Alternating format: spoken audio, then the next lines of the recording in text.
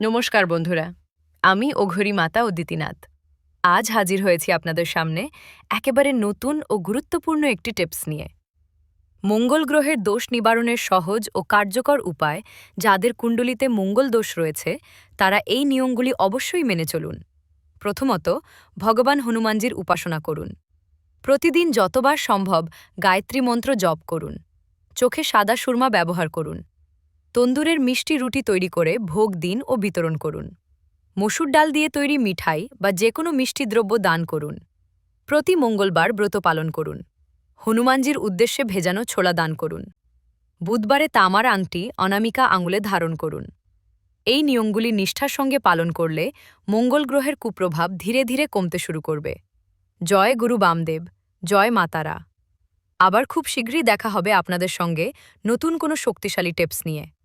ভিডিওটি ভালো লাগলে অবশ্যই একটি লাইক দিন। প্রতিদিন নতুন আপডেট পেতে চ্যানেলটি সাবস্ক্রাইব করুন।